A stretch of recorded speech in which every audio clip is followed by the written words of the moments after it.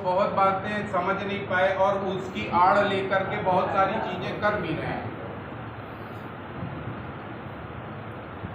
तो ये जब पहला रमज़ान जब हमारे नबी सरकार दो आलम मक्के से मदीना हिजरत करके गए तो वहाँ जा कर के देखा कि यहूदी यौम अशूरा का रोज़ा रखते हैं।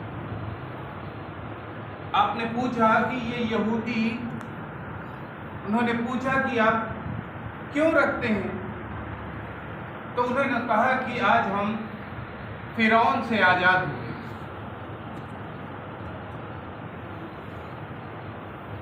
और मूसा को नबूवत।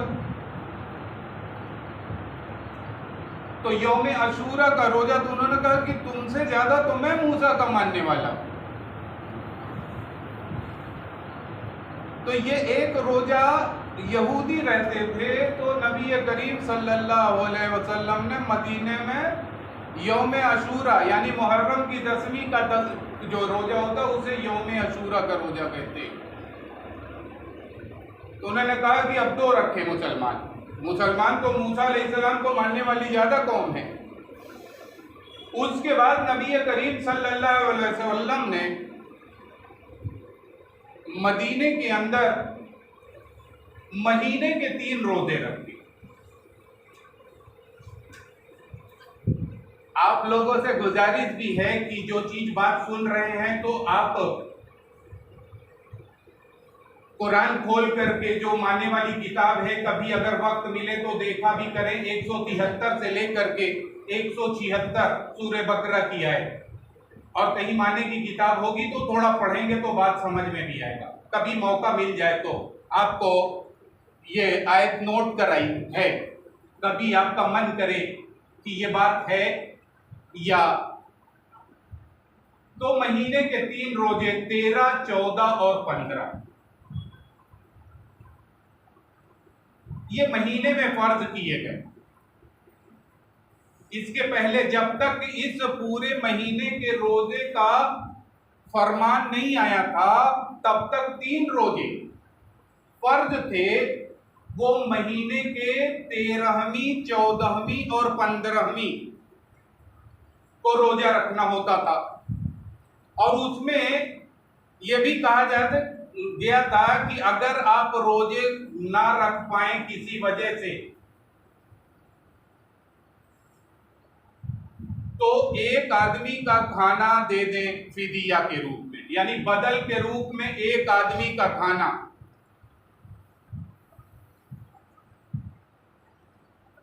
ये पहले वाला रोजा है, इसको बात को अभी ध्यान में रखेंगे कि पहले एक रोजा, फिर 3 रोजा फर्ज हुआ दूसरी बार में, जिसके अंदर फरमान ये आया कि 3 रोजे महीने के 13, 14, 15 को रखने हैं। अगर कोई आदमी कहीं तिजारत में है या कहीं पे है या उसको नहीं रह पाया, तो वो एक आदमी का फिदिया देगा, यानी बदल करके खाना दे। बेहतर यह है कि वो उस रोजे को महीने में किसी एक दिन में पूरा कर ले। लेकिन ये छूट थी कि एक आदमी का फिदिया देना है, लेकिन ये बाद में कहा भी गया था कि आप एक खाना, और बेहतर ये है कि आप रोजा रखें। अब देखिए इसकी आड़ लेकर के कैसे लोग छिप रहे हैं। तीसरी वही पूरी तौर से जैसे शराब हराम, तीसरी वही में आ गया कि अब तुम पे रोजे फर्ज किए जा रहे हैं। क्या किए जा रहे हैं? छोड़ नहीं सकते। ये पुरानी आड़ ना लो, पुरानी आड़। बहुत सारे नौजवान हैं, कहते हैं हमसे रहा नहीं जाता, कैसे रहेंगे, ऐसा होता है वैसा होता है। आपको पता होना चाहिए कि बगैर खाने के मरने में 3 महीना लगता है। अगर आपका पूरा खाना बंद कर दिया जाए तो आपको मरने में 3 महीना लगेगा, आप मर नहीं सकते। ये बहाना मत बताइए।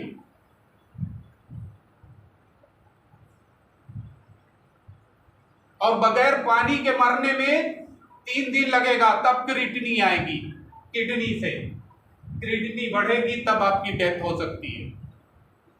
72 घंटा, 12 घंटा आपसे बर्दाश्त नहीं होता, मरेंगे नहीं। ये सिर्फ उनके लिए है जो बुजुर्ग हैं, जिन्हें डॉक्टर, जिनकी जिंदगी का सवाल है, अगर वो इस पीरियड में उन्हें पानी नहीं मिलेगा तो वो मर जाएंगे। ये नौजवानों के लिए नहीं है, आड़ मत खोजो।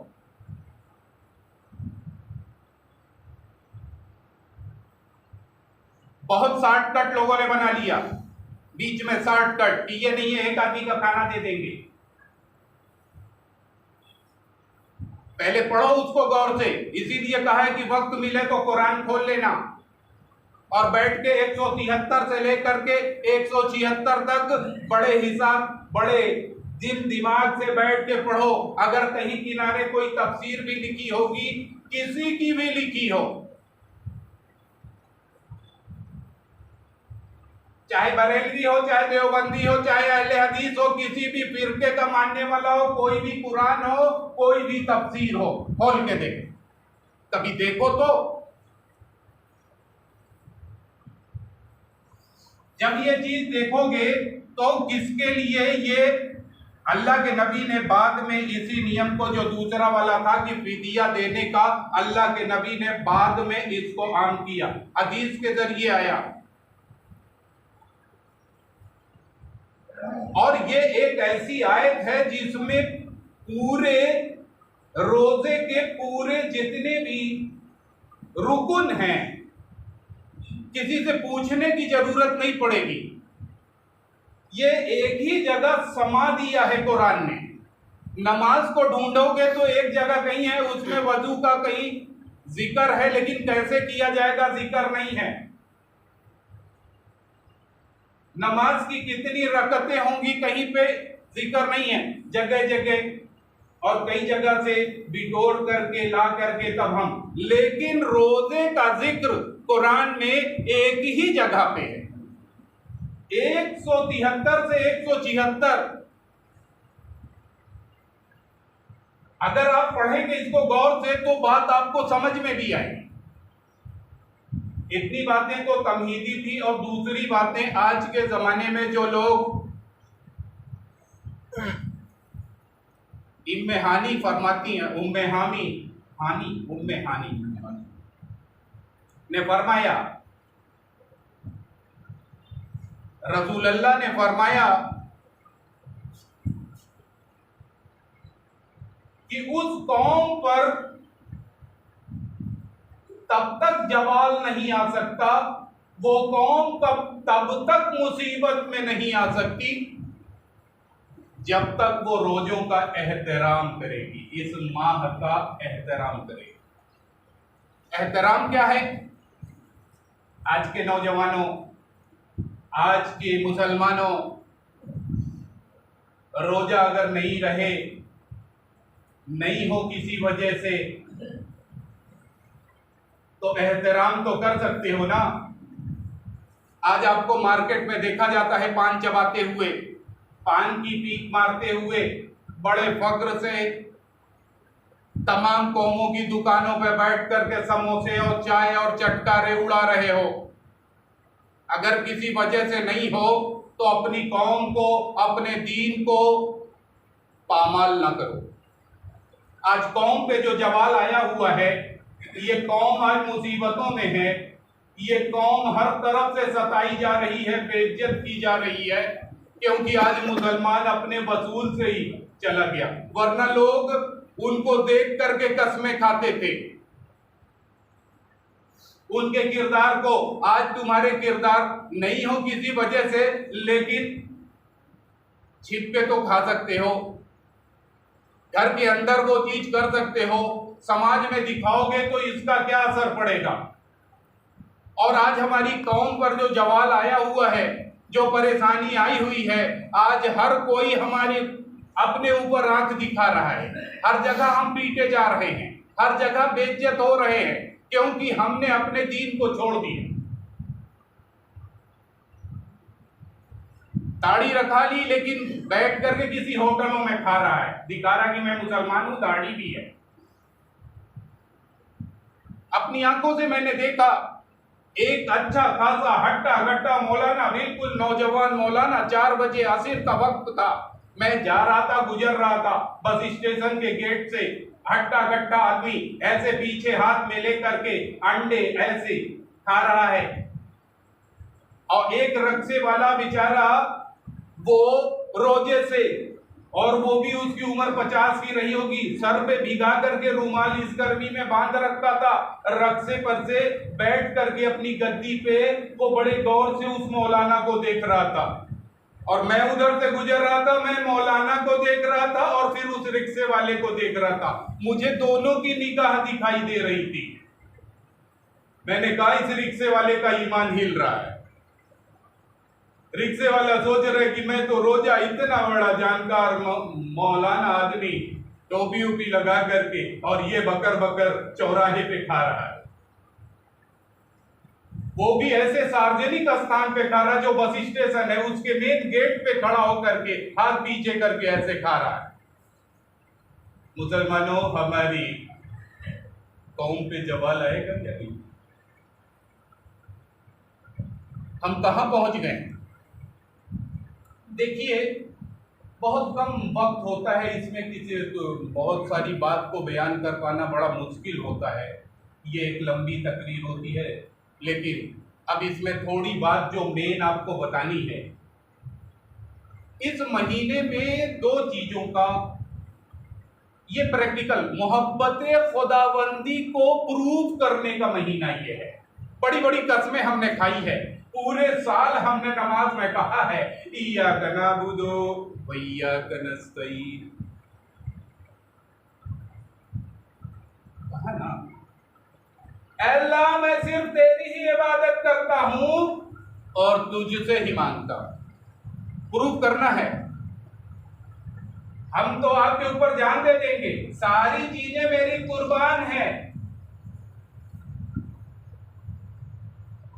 कुर्बानी में भी दुआ पढ़ लिया था, कुर्बानी भी कर दी थी, लेकिन अब प्रूफ करने का वक्त आ गया है। साल भर तो बड़ी कसमें खाई, बड़ी मोहब्बत है हमसे, अल्लाह ताला मैं आपसे बड़ी मोहब्बत करता हूं, तो मोहब्बत की है तो प्रूफ भी तो करो। ये प्रूफ करने का महीना है, मोहब्बत खुदाबंदी को प्रूफ करने का महीना है। अब अल्लाह ने कह दिया हलाल चीजों को भी इस पीरियड में हराम कर दिया। जो चीजें आपके 11 महीने बाकी चीजें हराम थी, जो हराम थी वो हराम थी, लेकिन सूरज निकलने से लेकर के और सूरज डूबने तक जो चीजें हलाल थी, जो खा सकते थे, पी सकते थे, वो सारी चीजें रोक दी गई। अब अल्लाह से मोहब्बत का तो दावा करते हो, क्या रोका? रोक दिया अल्लाह से मोहब्बत का वादा करने वालों। अब प्रूफ करके दिखाना होगा। आप तो कहते हो कि मैं रह नहीं पाता, बड़ी सख्त गर्मी है, बड़ी भूख लग जाती है मुझसे तो प्यास बर्दाश्त ही नहीं होती। झूठा वादा करता है, कहता है लब करते हैं अल्लाह से, बड़ी कुर्बानी है लब में, lake of sorrow, ocean of tears, valley of death, end of life, हर तरफ तो परेशानी है, कुर्बानी ही है। ये मोहब्बत कहे उल्फत में कदम रखना है, लोग आसान समझते हैं मुसलमान। मोहब्बत के वादे करने वालों, उछल के तो बहुत कहते हो I love you, oh my god I love you, ऐ मेरे परवरदिगार मैं तुझसे मोहब्बत करता हूं। अब ये प्रूव करने का महीना है, आ जाओ इसमें।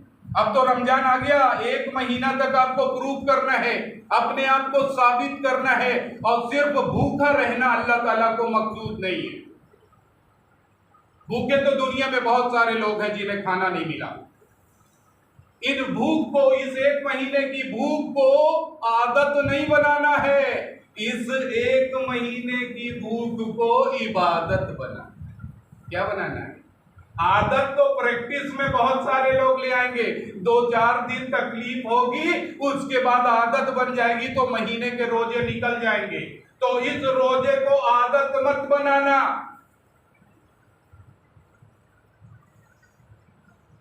इस महीने को इबादत बनाना है। अल्लाह ताला ने इस महीने में 2 चीज, अब कहेंगे रोजे का हासिल क्या, रोजा रहे तो क्या चीज हासिल हो जाएगी? तो अल्लाह ताला ने इसी आयत में फरमा दिया कि इस महीने में 2 चीजों का हासिल है। पहला हासिल है तकवा। अब बहुत सारे लोग कहते हैं कि अब बता दीजिए तकवा क्या चीज है। अब जो लोग जो इलिटरेट हैं, जिन्होंने नहीं पढ़ा, वो इसे जो ये बना हुआ है तो इसे कहते हैं ताक, तो कहें हो सकता है इस ताक को देहाती में तकवा कहते हैं। नहीं, ये अरबी में तकवा है। बहुत सारे लोग इसे कहते हैं कि अल्लाह से डरना, अल्लाह से डरना ही तकवा है। लेकिन इसके सही मायने आएंगी कि अल्लाह की ममनू करदा चीजों से बचना तकवा है, डरना नहीं। अल्लाह आपको डरा करके ईमान वाला नहीं बनाना चाहता। ये बात कान खोल करके सुन लें। अल्लाह को डराना होता तो एक बार में तेरे टेटुआ दबा देता, तू सीधा हो जाता। अल्लाह ने तुझे फ्री छोड़ा है, वरना एक ही दिन में तुम्हारी सारी नजाकत और तुम्हारी सारी ऐड़ और तुम्हारी सारी पहलवानी और तुम्हारी सारी कुव्वत एक नस दबा करके अल्लाह ताला सीधी कर देता। लेकिन अल्लाह ताला को यह मकसूद नहीं था।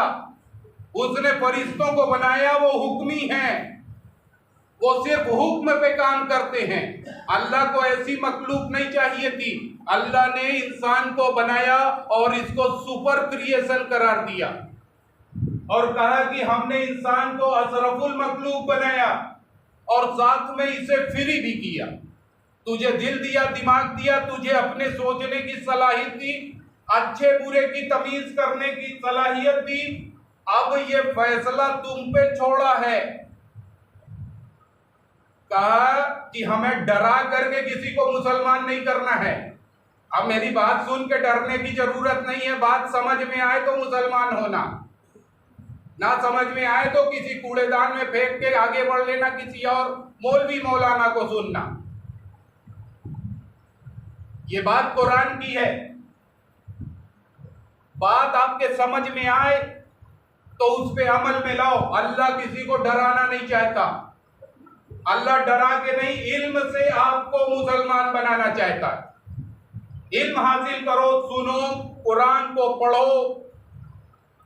इसी में तो कयामुल लैल भी आएगी,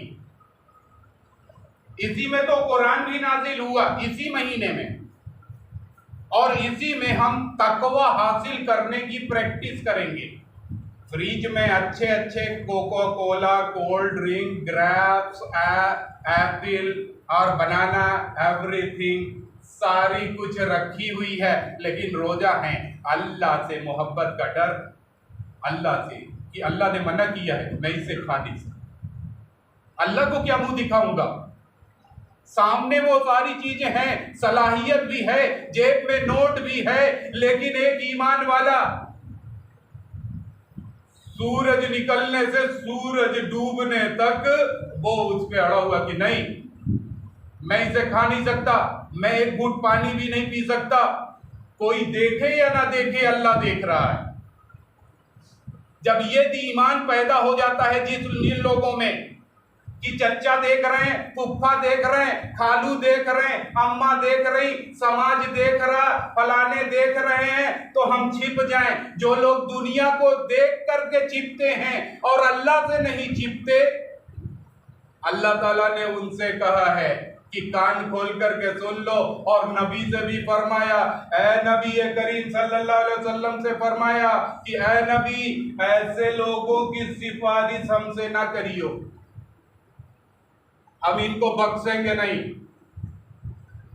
नबी करीम सल्लल्लाहु अलैहि वसल्लम से अल्लाह ताला कह रहा है कि ऐ नबी, इनकी सिफारिश हमसे करियो ना, हम इनको हरगिज नहीं माफ करेंगे। जो अपनी जात से खयानत करते हैं, जो दुनिया के लोगों से तो डरते हैं कि फुफ्फा है तो छिप जाओ, सिगरेट ना पियो, खालू हैं, बड़के अब्बा हैं, मौलाना साहब आ रहे, इनको देख करके तो छिप गए। अल्लाह से कहां छिपेगा? छिप सकता है? बता दे दुनिया में कोई ऐसी जगह हो जहां पे जाने के बाद अल्लाह तुझे ना देख सके। ये लोग अपनी जात से खयानत करते हैं, बहाने बनाते हैं। तो दुनिया से तो छिप सकते हो, तमाम बहाने बना सकते हो, लेकिन अल्लाह से छिप नहीं सकते कि तुम रोजा क्यों नहीं थे। अल्लाह को तो जवाब देना है। अब ये चीज है तकवा। जब अल्लाह से मोहब्बत जो लोग करते हैं ना, तो अल्लाह का लिहाज भी तकवा है। लिहाज किसका करते हैं? अपने से बड़े का ना। जिससे ज्यादा मोहब्बत करते हैं उसी का तो लिहाज करते हैं। तो it is the definition of तकवा। एक बार हजरत काब और अबू बकर सिद्दीक रजी अल्लाह ताला अन्हो एक रास्ते पे जा रहे हैं। एक सहाबी दूसरे सहाबी से क्वेश्चन करता फिरता है। हजरत अबू बकर सिद्दीक रजी अल्लाह ताला अन्हो हजरत काब से फरमा रहे हैं, ए काब, तकवा क्या?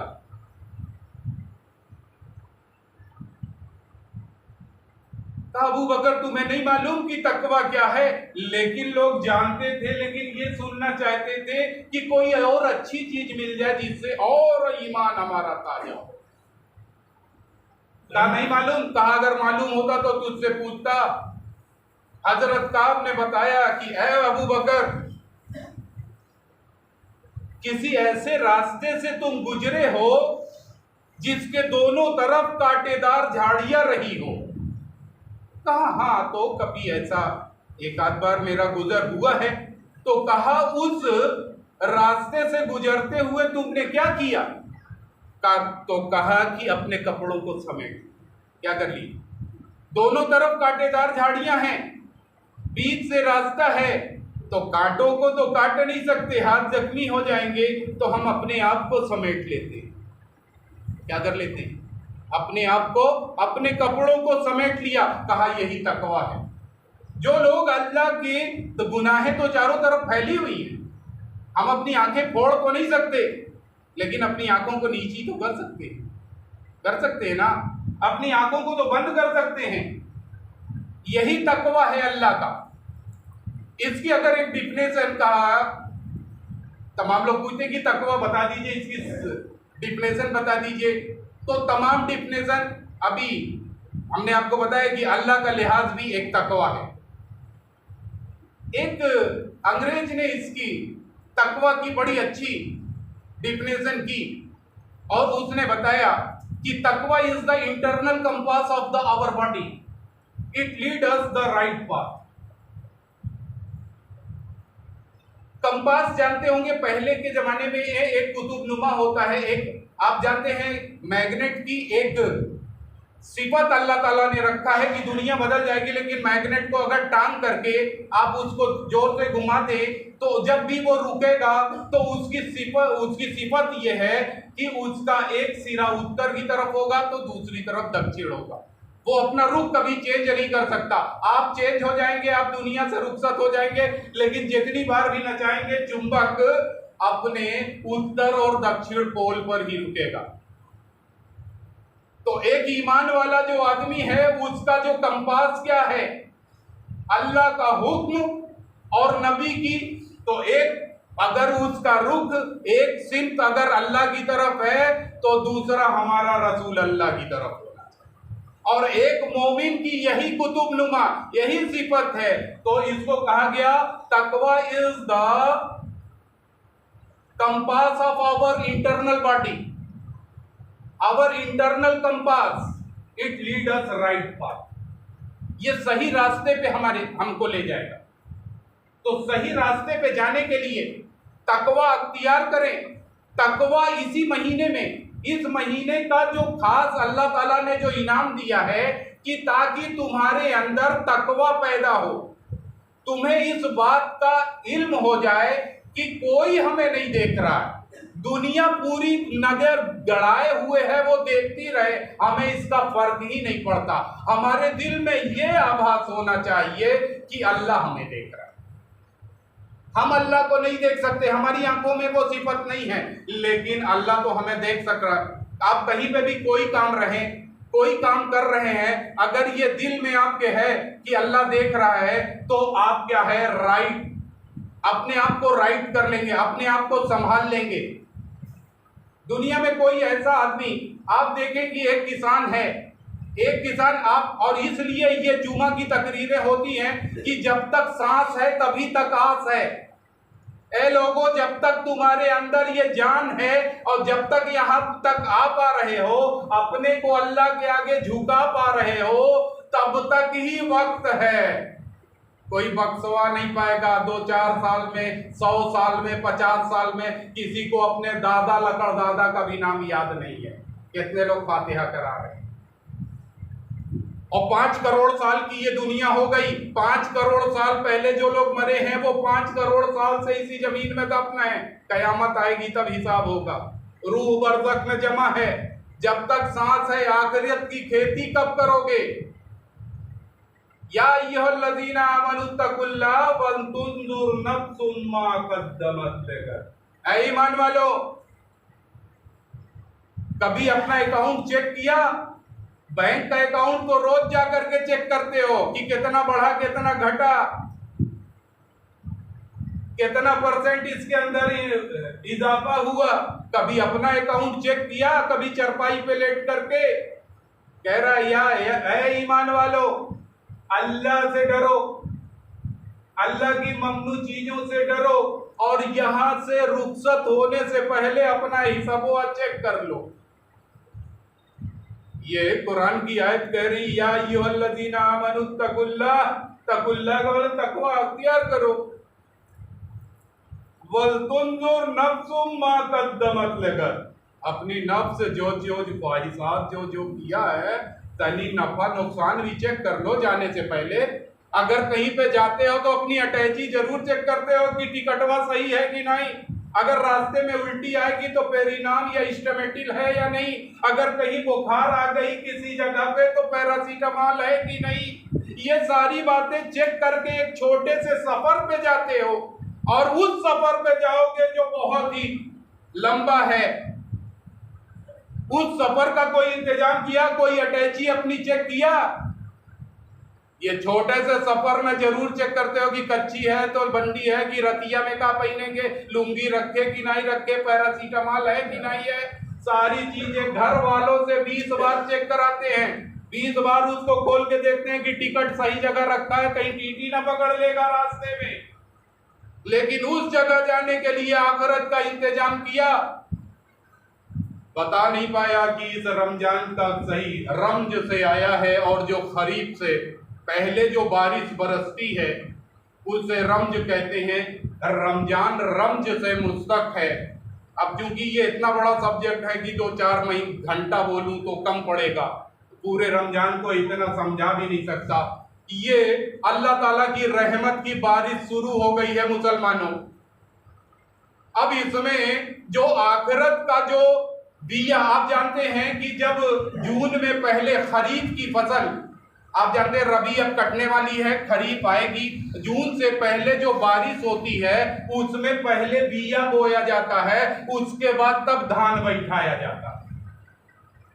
तो ये जो बिया बैठाने का वक्त है, ये आपका ये अल्लाह की रहमत का वो महीना है जिसे रमज से लिया गया है, और इसका नाम रमजान है। ये रहमत की वो बारिश है, जितना आप इसमें कोड़ करके अच्छा बिया, अच्छा पौधा तैयार कर लेंगे, आखिरत में यही पौधा इतने बड़े बड़े और इतना फलदार मिलेगा कि आपको किसी भी चीज की कमी नहीं होगी। तो अच्छी खेती करना है, तो इस रहमत के महीने में, इस रमजान में, अपनी इस एक महीने में अपने को क़यामुल लैल, देखिए अल्लाह ताला कितना रहमान है, कितना रहीम है। दिन के रोजे को फर्ज कर दिया, लेकिन रात के क़याम को आपके ऊपर छोड़ दिया, एज यू विश। अगर दिन भर काम करके आया है, थक करके आया है, तो रात में क़याम नहीं भी करेगा तो कोई बात नहीं, उस पे पकड़ नहीं है। अगर कर लेगा तो इसका नफा ज्यादा है, अगर कर लेगा तो इसका ज्यादा है। लेकिन दिन में छोड़ा नहीं है। ये कान खोल करके सुन लो मुसलमानों और बहाने बनाने वालों। और मैंने आपको बताया भी है कि 173 से 176 आज बड़े गौर से पढ़ना, और जब भी जिंदगी में मौका मिल जाए, अगर आज नहीं पढ़ा कभी भी किसी से पढ़वा करके देखना कि अल्लाह ताला ने सिर्फ उनको माफ किया है और फिदिया वही दे सकते हैं जिनको डॉक्टर ने और जिनको जो इस लायक हैं कि वो मर जाएंगे, बिल्कुल बुजुर्ग हैं। इन मोटे मोटे नौजवानों को, मोटे ताजा नौजवानों को अल्लाह ताला ने माफ नहीं किया कि ये खाना फिदिया दे करके बच जाओगे। वक्त नहीं है, आखिर में दुआ है। बहुत सी बातें गलत भी ज़बान से, अल्लाह ताला इसे माफ़ करे, लेकिन हमें आपको समझने की तौफीक अता फरमाए। आमीन।